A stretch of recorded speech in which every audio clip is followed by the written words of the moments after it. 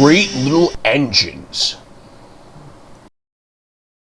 Dear friends, Sir Handel has been helping on the Tullyland Railway at Towan in Wales. You could write a book about it, he said when I went to see him. Sir Handel was conceited before he went. Whatever would happen, I thought, if he had a book all to himself?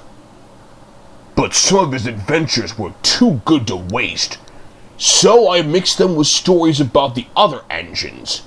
That ought to keep everyone happy. The author, Christopher Awdry. Patience is a virtue. The thin controller had a letter in his hand. 6 little engines watched him anxiously. "Do you remember Tullyland, your twin?" he asked Skarloey. "He is ill, so his controller is short of an engine. Now, I can't spare anyone until Duke is mended, but I want to suggest to him that one of us—" "Oh, sir, please, sir!" cried the engines excitedly. The thin controller held his ears. "You can't all go," he laughed. "I thought Sir Handel—" "Oh, sir!" said Sir Handel happily. A few days later, Duke was taken to the works. Sir Handel's excitement grew. "I hope he comes back quickly," he said to anyone who would listen. "Don't be so impatient," his driver laughed. "There's a lot to be done. Your repairs took a long time, remember? And Duke is older than you." The weeks passed, and still Duke didn't come back. Sir Handel became more and more impatient. One day he was waiting at the bottom station when Gordon arrived. "I've been invited to Wales," Sir Handel told him importantly, "but I can't be spared until Duke is mended." "Quite right," said Gordon. "It's a great responsibility being indispensable." "Gordon says I'm insensible," Sir Handel boasted to the others. They were amused, but not impressed. Summer came, and crowds of visitors came to the railway. Some extra coaches were needed to carry them all. One day Sir Handel's train was fuller than ever. When he reached the top station, he was exhausted. An enormous crowd of people was waiting on the platform for the last train home. "They must have come on earlier trains and stayed to picnic by the lake," said the fireman. "Never mind, we'll manage. It's all downhill now." But at the station near the waterfall, the platform was full too. "We need a shoehorn to get them all in," exclaimed the guard, scratching his head. "Still, we have to do it somehow. I'll take some with me and Beatrice." The passengers had enjoyed their day in the hills and didn't mind standing. They knew it would be only for a short while. The guard always checked tickets at the station by the waterfall. Today was a long job, and before he had half finished, Sir Handel was growing impatient. "An insensible engine like me shouldn't keep Henry waiting," he fumed. "Can't be helped," said his driver. "Henry will just have to wait. He's kept us at it before now." At last the guard was ready. He blew his whistle, waved his green flag, and turned towards Beatrice. "At last we're off, do come along! At last we're off, do come along!" Sir Handel snorted impatiently. Quickly the train began to move. The guard tried to get into Beatrice, but her doorway was blocked by passengers. By the time they had moved to let him in, the train was out of the station, and the guard was left standing on the platform. Beatrice tried to stop, but there was no one to put her brakes on. The guard blew his whistle and waved a red flag, but the line curved and Sir Handel couldn't see or hear him. Luckily, a passenger in Beatrice knew what to do. He pressed a button and a buzzer sounded in Sir Handel's cab. His driver braked hard. "Now what?" he asked the fireman. "Go and find out. Maybe we've left someone behind." They had, of course. They soon discovered who. Passengers helped the guard into Beatrice, and after a fast run, the train reached the terminus at the same time as Henry. Sir Handel stopped with a sigh of relief. The guard came to see him. "I'm sorry I was impatient, Mr. Guard," said Sir Handel nervously. "I didn't want to be late. Insensible engines shouldn't be late, should they?" "No," agreed the guard, "but sensible engines know that patience is a virtue. Remember that next time." "I'll try," promised Sir Handel sadly.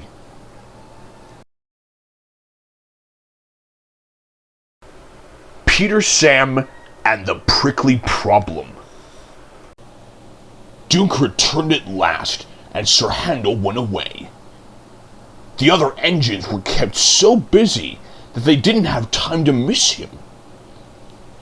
Edge cutters had been busy too, trimming trees and bushes beside the railway so that passengers could see the view. Each evening, Rusty took some trucks up the line and carried away as many cuttings as he could. But they could manage only a few at a time, and as fast as he moved the cuttings, more took their place. It was Peter Sam's turn to take the morning train. The coaches were full, but the rails were dry, and Peter Sam didn't mind the extra load. He puffed happily along until just beyond the tunnel, he found that in the night a high wind had blown hedge cuttings across the rails. He stopped and his driver and fireman got down. "We'll never get through that lot," exclaimed the fireman. "Puh!" scoffed Peter Sam. "They're only little branches, nothing to it. We'll simply push them aside." "Have it your own way," said his driver. "If we stop to clear up properly, we shall be here for ages, and some of the passengers might miss their train at the bottom station." Peter Sam puffed bravely on. He went carefully at first, and the branches slid aside easily. Then came a stretch where the cuttings were brambles. Peter Sam began to regret his boasting. Not only were the thorns prickly, but they caught in each other and the branches stayed firmly put. "Ouch!" exclaimed Peter Sam suddenly and stopped. "I can't move!" he complained. The fireman looked. "It's no good," he said at last. "You've got brambles caught in your valve gear, and steam can't get into your cylinders. We shall have to cut you out." Peter Sam shuddered. He shut his eyes and prepared for the worst. The fireman pulled on thick gloves. Then, while he tried to clear what he could, the driver went to ask the guard if he had a knife. Some of the passengers had knives too and came to help. But even then the job took longer than expected. And by the time Peter Sam was free, there was no hope of getting the passengers round the lake and back before James's train left. Peter Sam's driver apologized to the passengers, but they said they didn't mind. "We enjoyed the adventure," they laughed. The driver telephoned the thin controller. On the way home, they passed Rusty pulling a long line of trucks. Rusty worked hard, and by afternoon the line was clear for trains to run normally. Peter Sam's front felt uncomfortable for several days. The others laughed and teased him. "Take a snowplow next time," they suggested, and they kept asking if he had a sharp knife in his cab. At last, Skarloey told them to stop. "I really can't think of what all this fuss is for," remarked Duncan innocently. "They were only little branches after all. Nothing to get prickly about, surely."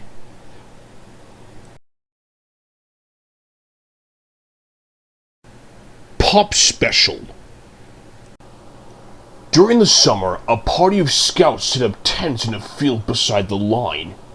They bustled about arranging things, but were never too busy to wave at the engines as they passed. "They'd come for their annual camp," explained Duncan's driver. "It's sort of a holiday for them. Their leader has been to see Mr. Hugh, and he says that the boys can work on the railway for us." "Sounds a funny sort of holiday to me," said Duncan doubtfully. "Lots of people do it," continued the driver. "The Tylen Railway, where Sir Handel is gone, has most of its work done like that. The scouts are going to help us. You know the place near the top station where the ditches are bad and we have to be careful when it's wet? Well, the scouts are going to put that right for us." The engines were pleased because they didn't like having to slow down there in wet or frosty weather. It was anything but frosty at present. Each day the sun shone and it became hotter and hotter. Too hot even for holidaymakers to lie on the beach. Every train was full.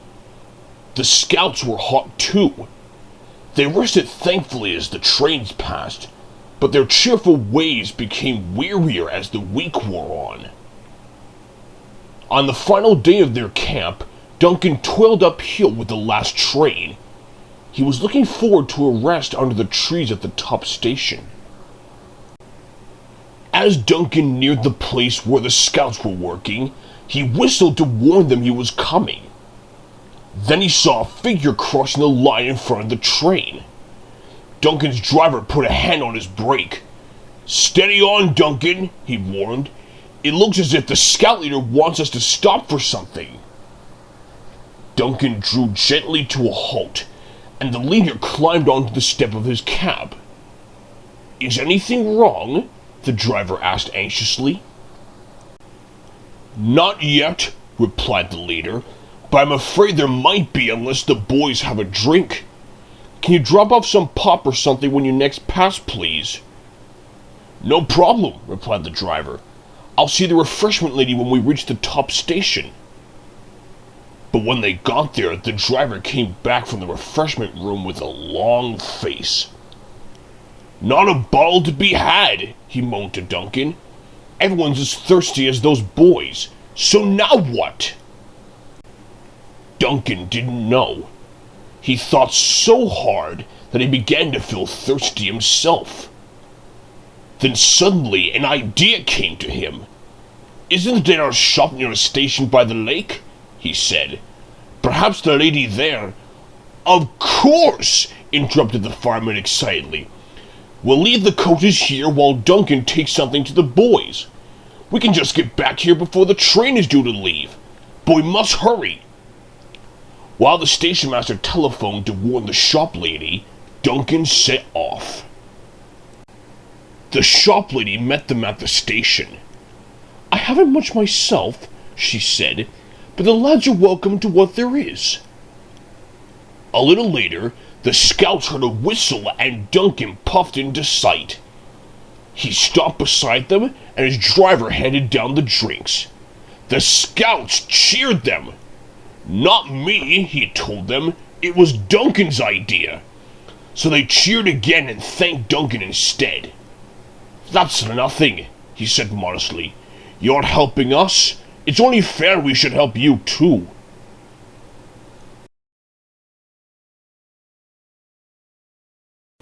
Sir Handel comes home. Sir Handel was given a great welcome when he returned.